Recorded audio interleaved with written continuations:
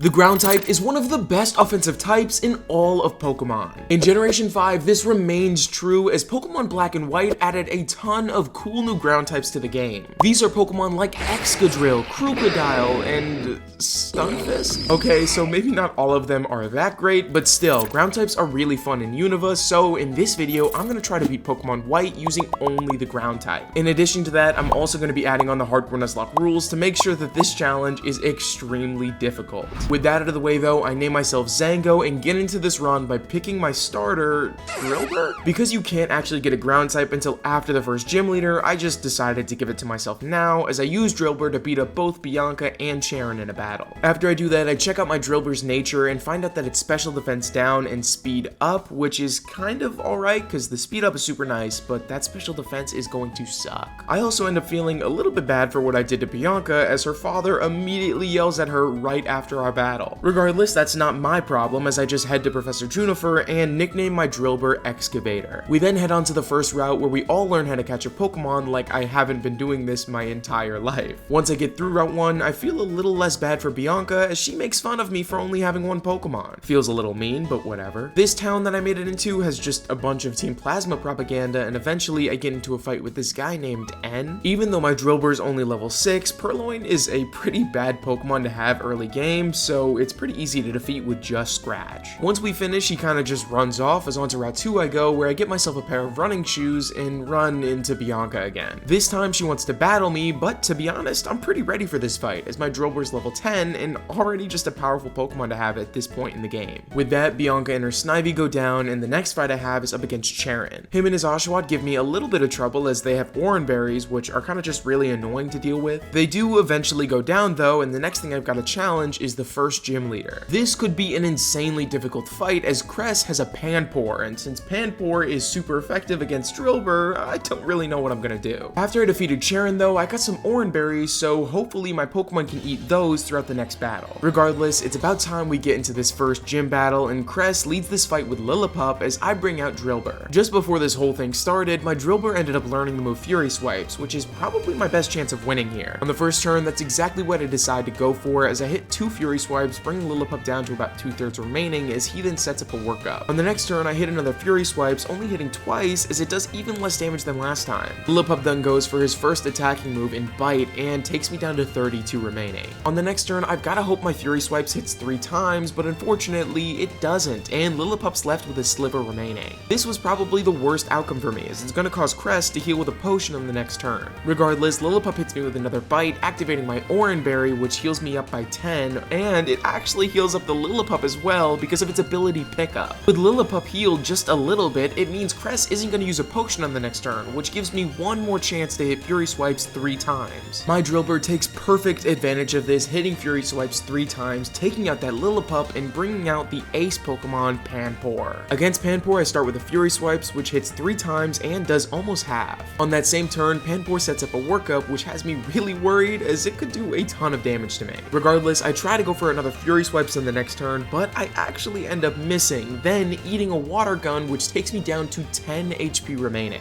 That means without that Oran Berry I utilized earlier in the battle, I would have lost right here and now. Thanks to that Oran Berry though, I don't, and I'm able to get off another Fury Swipes in the following turn. I have to hit 4 times to win though, and my Drillbur actually does it. Drillbur hits the Fury Swipes 4 times, doing just enough damage to kill Panpour, and with that, I have won my first gym battle. If my Drillbur didn't eat that Oran Berry, I would have lost the fight. And if you want to eat good just like my Drillbur did in that last battle, you should go ahead and check out the sponsor of this video, Factor. Factor takes the stress out of meal planning and sets you up for success. This allows you to skip grocery stores, prep work, and any cooking fatigue you might have. With Factor, you get chef-crafted, dietitian-approved meals delivered right to your door, and with over 35 meals to choose from per week, there's a ton of options. You get things like keto, calorie smart, vegan, veggie, and many more. Factor meals eliminate the hassle of prepping, cooking, or cleaning up. Simply heat and savor the good stuff. If you're looking for some premium meals like Oran Berry stuff,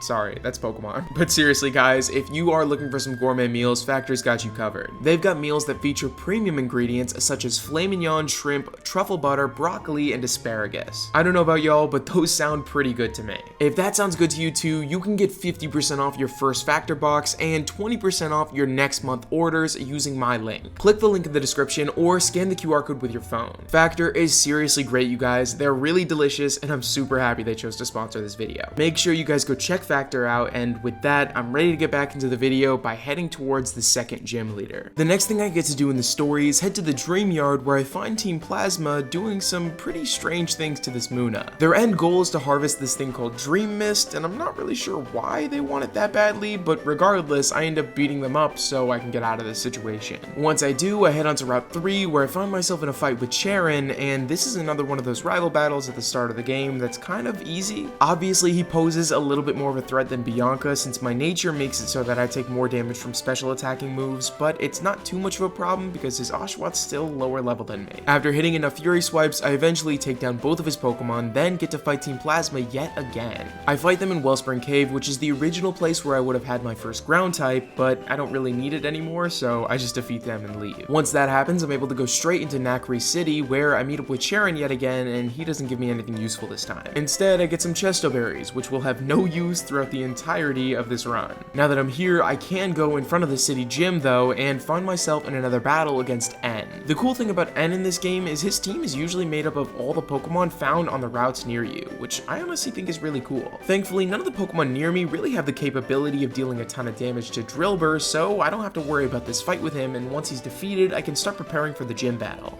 The way I prepare myself for this fight is running around Wellspring Cave, where I'm not looking for another ground type, but actually a ground gem. The gems you find in this area can give a huge boost to any of the moves that you use. Because I just got access to the move Dig, I want to have a ground gem so I can do some major damage at some point in this fight. Once I find my ground gem, I head back to Lenore's gym and face her in my second gym battle. She leads this fight with Herdier, who has Intimidate and lowers my Drillbur's attack by 1 stage. With my ground gem, this isn't too much of a problem, but I will not be able to one-shot Herdier from full health, so I have to start with a Metal Claw. Luckily, this Metal Claw gives me an attack boost, not like it would have mattered too much with my ground gem, but it could be pretty useful against this upcoming Watchog. On that same turn, Herdier hit me with a Leer, which dropped my defense down by 1 stage, and on the following turn, I got to get off my Dig. This Dig, along with that ground gem boost, guarantees me a kill over Herdier, and brings out the final Pokemon, Watchog. Watchog has this move called Retaliate, and if that hits me, I'm certainly dead. Thankfully, this is only the case on the first turn though, and since I outspeed Watchog, I can actually avoid a Retaliate by going underground with Dig. After coming back out of the ground, I deal over half to Watchog with the Dig, and I then get hit by Retaliate, but thankfully it doesn't do enough to kill. With that, one more Dig is all it takes to win myself the basic badge. As soon as I get this badge, I'm alerted that Team Plasma is up to their Team Plasma shenanigans, and they end up stealing this Dragonite head. This leads to me chasing them down all the way into Pinwheel Forest, where I've got to go through these creepy woods to eventually fight what feels like the entirety of Team Plasma. I'm a little bit too scared to embark on that journey just yet, so instead of it, I decide to go back and catch myself a Timple, which will eventually evolve into a Palpitoad, which is a ground type. This Timple I nicknamed Shovel, then find out its ability is Hydration, which could actually be pretty useful later on in the game. Along with that, it's got a neutral nature, which isn't really going to matter too much. Now, there's no avoiding it, as I've just got to mow through Team Plasma until eventually I make it into Castelia City. Castelia City actually has a lot of really good things for me, and the first one is on Route 4, where I can actually run around for a while and catch myself a Sandile. The Sandile I catch has the ability Moxie, which honestly I think is a little bit better than Intimidate, and I catch it and give it the nickname Trowel. While heading back into Castelia City, I get flashed in a random alleyway, not really sure how that happened, but after checking my nature, I find out that it's actually attack up and speed down, which isn't the best. Don't get me wrong, that attack up is really great, but that speed down could put me in some pretty bad positions going forward. Next up, before challenging Berg in my next gym battle, I've got to fight up against more Team Plasma, and the only reason I'm fighting them is because Bianca got her stupid Pokemon stolen.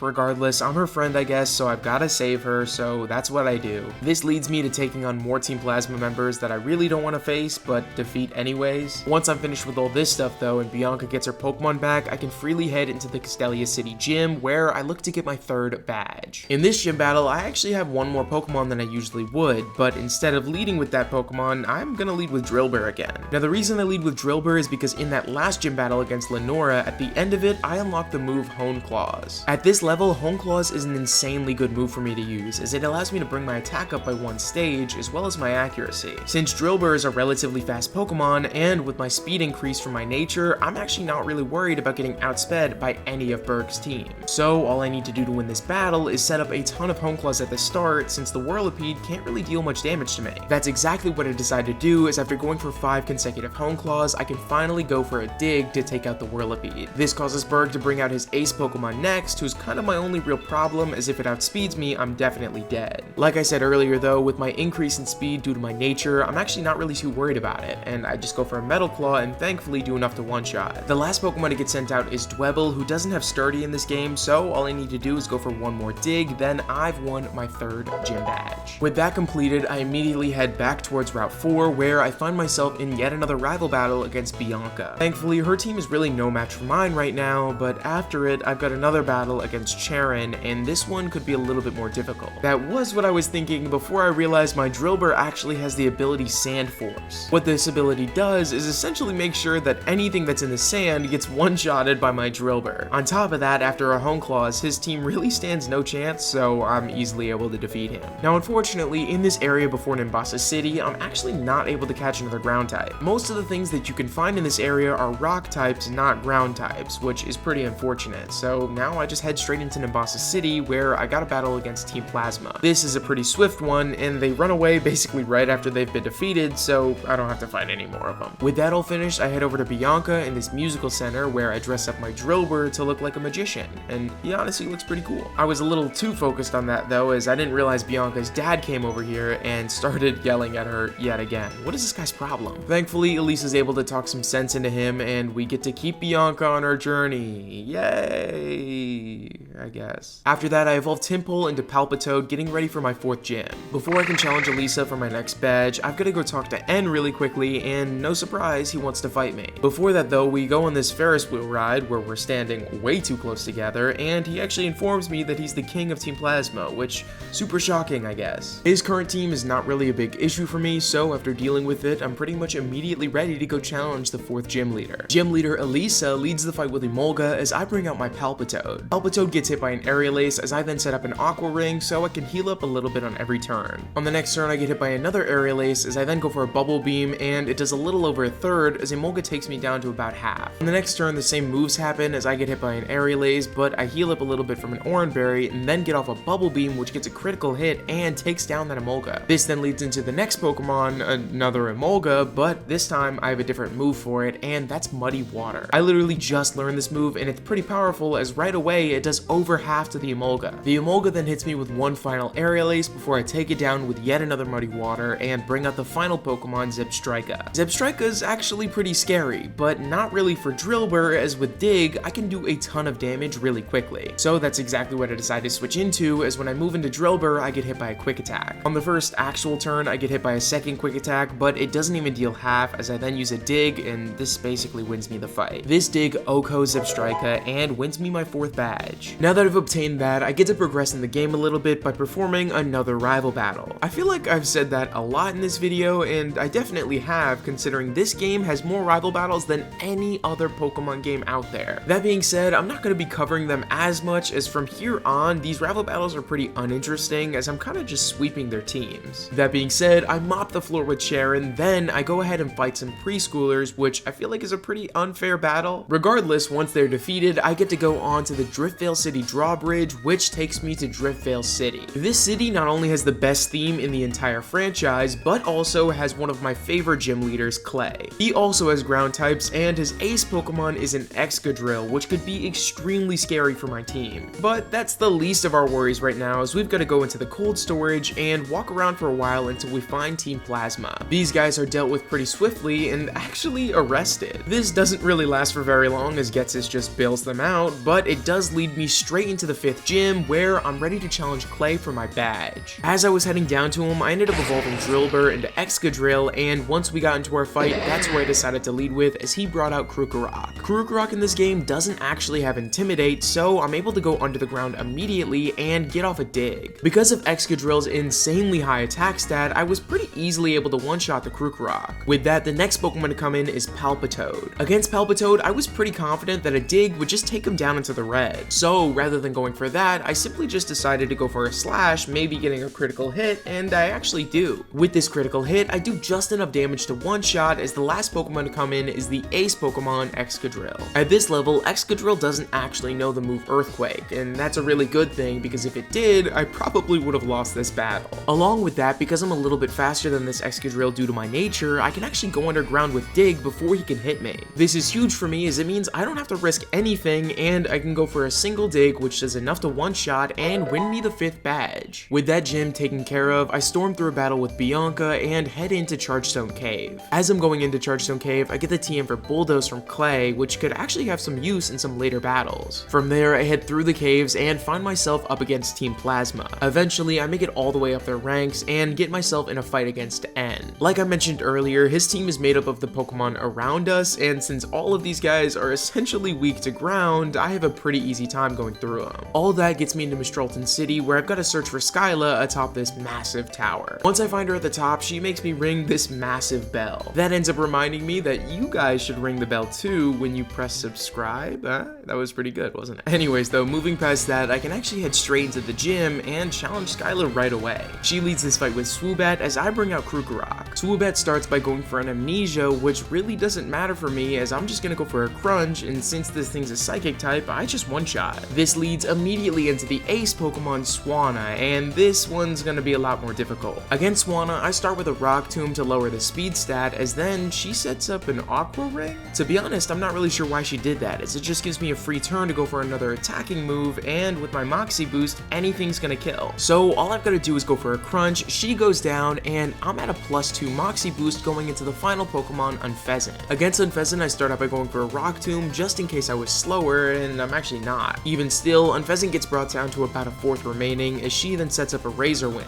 That move takes 2 turns to charge up, and because of that, I just need to go for a Crunch, and I've won this battle. With that, I've earned badge number 6, but the game only gets harder from here, as the next gym I gotta face is the Ice-type gym leader, Bryson. To even get to this gym leader, I've gotta go through Charon first, and then a bunch of other trainers. While going through them, I evolve my Palpitoad into Seismitoad, then I head into Twist Mountain, and from here, I have no idea where to go. Eventually though, I do find the exit and can freely go into Icarus City, where I can immediately challenge the Icarus City gym. Before doing that, not only do I want to train up a little bit, but I also want to catch myself another Pokemon, that being Stunfisk. This Stunfisk I catch and nickname Drill, and if you want me to be honest, this is kind of only a fodder Pokemon. Sorry to all you Stunfisk fans, but this thing in battle, in a Nuzlocke, is just not it. Regardless, it could help me out in the future, so obviously I'm gonna catch it. Then after that, I've really got no more excuses, and I've just gotta go and challenge the 7th gym leader, Bryson. He leads the fight with Vanillish as I bring out Excadrill. With Excadrill, I start off by immediately going for a Hone Claws, which raises my attack by 1 stage as well as my accuracy. Vanillish then goes for a Frost Breath, which thankfully does miss, allowing me to go for yet another Hone Claws in the following turn. With my attack at +2, Vanillish decides to try to match me by going for an Acid Armor, raising his defense by +2 as well. Unfortunately for Vanillish, this didn't really matter much, as I was gonna one-shot regardless. After a Rock Slide, I end up OHKOing, and the next Pokemon, Beartic, gets sent in. Beartic is a lot more naturally tanky than Vanillish, but seeing as I'm at +2, it's not much of a problem. This leads to another one-shot with Rock Slide, and brings out the final Pokemon, Cryogonal. Cryogonal is a fast Pokemon, but I'm pretty confident I'm faster, so all I need to do is go for another Rock Slide, kill with that, and I've won my 7th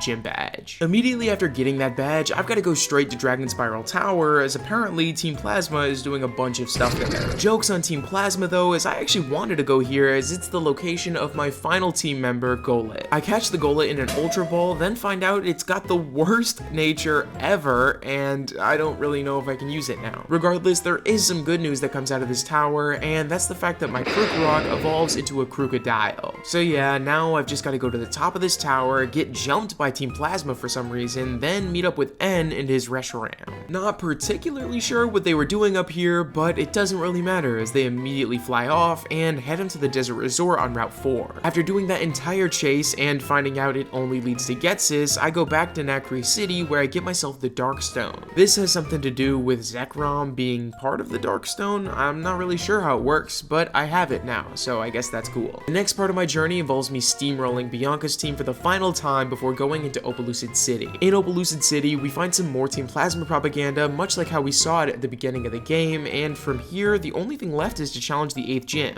So after talking with Iris and heading into the gym, I evolve my Golett into Golurk, and at this point, I've got my full team and I'm ready to challenge the final gym leader. Iris leads this fight with Fracture as I bring out Excadrill. In my last fight with Bianca, I actually learned the move Swords Dance, which is going to be super useful in dealing with the entirety of Iris's team. The first thing I decide to do is set up a Swords Dance, which brings me to +2 attack, as Fracture does a similar thing by going for a Dragon Dance. This move increases Fracture's attack and speed by 1 stage, but because I'm so fast, it doesn't really matter. Even with that speed boost, Fracture still gets outsped, and with my Earthquake being at +2, I easily do enough to OHKO. This causes Iris to send out her second to last Pokemon, Druddigon. Druddigon is a pretty strong Pokemon, but definitely not strong enough to survive an Earthquake at +2. That being said, one-hit KO later, I find myself against the last Pokemon, Haxorus. Haxorus is pretty frail, and much like any Pokemon ever who's gotten hit by a +2 Earthquake from Excadrill, it goes down. That wins me the 8th and final gym badge of this run, and means the next hurdle I have is the Elite Four. As I'm heading there, I get into my final rival battle against Charon. His team has essentially remained the exact same since Route 4, and none of them have ever been a match for Excadrill. After this fight, I've got a ton more, as I've got to go through nearly every single trainer in Victory Road because I didn't know where I had to go. Once I do make it to the top though, I get my team up to the level cap and get ready to fight against my first Elite Four member, Chantal. She leads this fight with Cofagrigus as I bring out my Excadrill. Cofagrigus really doesn't have any threats I need to worry about. The biggest issue I have is getting hit by a Will-O-Wisp, but this really isn't that big of a deal as it just means I've got to set up a couple extra Swords Dances. With Steel resisting Ghost in this generation, that means Cofagrigus can't even really do much damage to me anyways, so after setting up 3 consecutive Swords Dances, I don't even get burned before going for an Earthquake. This Earthquake allows me to very confidently one-shot this Cofagrigus and bring out the next Pokemon, Chandelure. Chandelure also eats an Earthquake as the second to last Pokemon is next, Golurk. Golurk is really tanky, but this isn't really a fair matchup, as at +6, I'll essentially one-shot anything that comes out. That means this Golurk and the following Pokemon, Jellicent, both go down to one-shots, as that wins me my first Elite Four battle. Now I've got a few options I can go with, but I definitely don't want to challenge Marshall yet, as his fighting types are a real problem for 2 of my best Pokemon. This then brings me on to a pretty easy decision as I decide to go up against Caitlyn. She leads the fight with Ranunculus as I bring out Trowel. Trowel, my Crocodile, is a dark type, so I decide to go for Crunch against Ranunculus, and I actually get a critical hit and kill because of it. If you'd like me to be honest, that was a little risky, as I'm not sure if I would have killed without the crit, and Ranunculus has Focus Blast, which definitely would have KO'd. Thankfully, I feel like that move never hits anyways, so regardless, I'm sure I would have been fine, as the next Pokemon to come out is Sigilyph. With my Moxie boost bringing me to +1, I'm pretty confident I'll kill this Sigilyph, but I'm not sure I'll outspeed because of my nature. Thankfully, me being 2 levels above Sigilyph really played a part in winning this battle, as I'm able to outspeed, finishing it off, and taking out Musharna. At this point, Caitlyn's 2 remaining Pokemon, Musharna and Gothitelle, can't even dream about outspeeding my Crocodile, so all it takes is 2 consecutive crunches, and I've won my second Elite Four battle. Now this next fight against Grimsley is seriously a bit more difficult, as he leads the fight with Scrafty, which is a fighting type and a big problem for me. Even with Scrafty having a pretty strong fighting type move in Brick Break, I decide to bring out Excadrill anyways. I did this because not only am I confident Scrafty won't be able to one-shot me, but it's kind of my best chance at winning this battle without a death. The first thing I like to do is go for a Swords Dance, as Scrafty hits me with a Sand attack. By doing this, Scrafty's just ensured that any move I use, I can actually miss now. Because Scrafty didn't hit me with a Brick Break though, that means I can go for a free Earthquake on the next turn, and thankfully, I actually land it. This kills the bulky Scrafty, but puts me in a pretty bad position going into the next Pokemon, Crocodile. Crocodile lowers my attack with Intimidate, so not only do I have to worry about missing now, but I also have to worry about just straight up not killing in general. Since Crocodile is relatively frail, after landing just 1 Earthquake, it goes down, and that brings up Bisharp. Again, I've got that worry of missing, but since I haven't missed yet, I decided to just go for an Earthquake anyways, and I actually luckily landed again. At this point, my PP on Earthquake is really low, so when the last Pokemon Life Orb comes out, I decide to try to kill it with a couple of slashes, but I start to miss a lot. It takes a while, but eventually I do take the life bar down, defeat Grimsley, and make it to what could be one of the hardest battles in this entire run against Marshall. This type of fighting totally walls two of my most used Pokemon throughout this entire run, so I've got to be careful with whatever I decide to do here. To start, I lead with Seismitoad as he leads with Throw. My Seismitoad has Poison Touch, and with the move Poison Jab, I actually have a pretty high chance of poisoning on any given turn. This is what I decide to do on the first turn, poisoning Throw as he then hits me with a Circle Throw that takes me down to 92 remaining. On the next turn, I go for a Drain Punch to get back a little bit of HP as Throw hits me with a Bulldoze, which lowers my speed by 1 stage. Even at -1 though, Throw is a really slow Pokemon, so I'm not worried about getting outsped, and I decide to go for a Surf, which leaves Throw down with a sliver remaining. Throw actually had the opportunity to kill me with a Storm Throw, but instead he goes for a Bulldoze again? Not really sure why he did this. I was fully prepared to sacrifice my Seismitoad, but living with it is kinda good, I guess. Because Throw was left with a sliver, he actually goes down to the poison damage as the second Pokemon to get sent in is Sawk.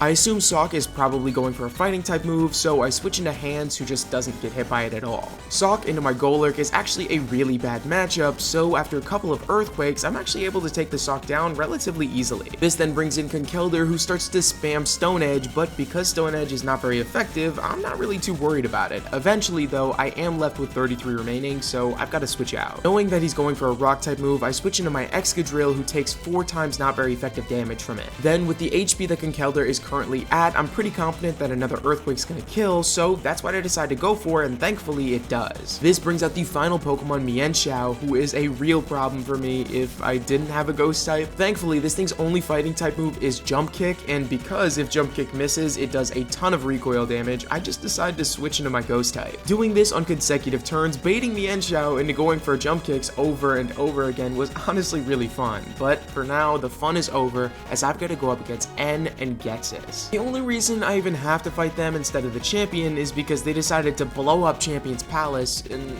why? I don't really know. Someone who knows the Pokemon lore can explain it in the comments. I'm honestly not sure why they do this. This causes me to catch Zekrom with a Master Ball, and then I've got to get into my fight with N, but unfortunately, it makes me lead with the Zekrom. This is really annoying, and since I can't use Zekrom, I've got to switch out into one of my Pokemon before I can even use a move. This essentially gives Reshiram a free turn, so instead of switching out into any of my important Pokemon, I just switch into Stunfisk. The Stunfisk dies, but not before getting off a crucial Mud Bomb that actually allows my Crocodile to kill with a Dig. With a +1 Moxie boost, the next Pokemon to come in is Vanillux, who is another really big problem for my team. Vanillux has access to Blizzard, and if that hits, I'm definitely gonna get knocked out, so I just decide to risk it. The move actually has a really high chance to miss, as it's the same as Focus Blast. I just have to hope it does miss, as even if I switch out, it's not gonna matter much, as whatever I switch into is gonna get 2-shot regardless. That being said, I go for the Crunch, it doesn't kill, and I thankfully survive as Vanillux misses the Blizzard. This is super huge for me as Vanillux goes down and the next Pokemon to get sent in is Klinklang, but I know it's really Zoroark. Rather than going for a Crunch this time, I elect to go for a Dig, which accomplishes the same task of one-shotting Zoroark and bringing out the next Pokemon, Caracosta. Caracosta shouldn't be able to kill me barring a crit, so instead of switching out, I decide to go for a Crunch. This Crunch brings Caracosta down into the red as I then get hit by a Waterfall, which also leaves me in the red. Instead of switching out now though, I decide to go for yet another Crunch as I believe N is probably going to heal. Thankfully, hitting this Crunch was the right decision for me as N heals and I take him back down into the red. Now you'd assume I can just kill this Caracosta with another Crunch and call it a day, but he actually has priority Aqua Jet, so I'm forced to switch out. I move into Seismitoad to tank the hit, then decide to go for a simple Drain Punch which finishes off the Caracosta and brings out the real Klinklang. Klinklang goes for a Metal Sound which I end up avoiding, then I get off a Bulldoze. This Bulldoze does almost half, lowering Klinklang's speed by 1 stage.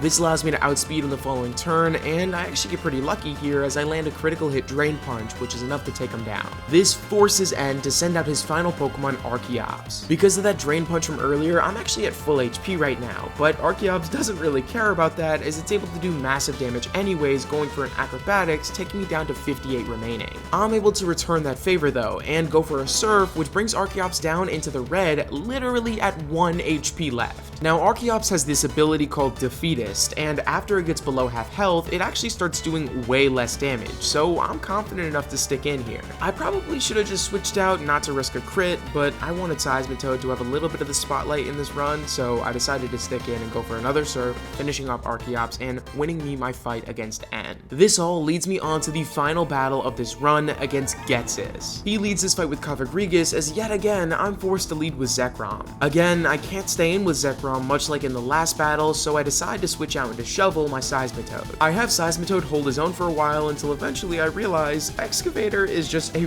really great matchup into Cofagrigus. This Cofagrigus specifically, I have a really good matchup into because I'm a Steel type and I can't get hit by Toxic. That being said, once my Excadrill is in, I set up 2 consecutive Sword Stances, getting ready for the Hydreigon in the back. After taking out that Cofagrigus, my worst nightmare gets sent in, and that's Hydreigon. This is an illegal Hydreigon, which means Ghetsis shouldn't even have access to it at this level. That being said, it is a super powerful Pokemon with the ability Levitate, which means I can't hit it with a single one of my ground type moves. My best bet is to try to crit with Slash, so that's exactly what I do, and on the first turn, I actually end up avoiding a Focus Blast. That was huge for me, because not only do I not risk getting crit, but I also get off a free Slash, which unfortunately doesn't kill. Hydreigon is down into the red though, so as long as I survive another hit, I should be able to win this battle. Hydreigon goes for a Fire Blast, it connects, and thankfully, I end up surviving on 13 HP remaining, allowing me to finish off the Hydreigon with a Slash, and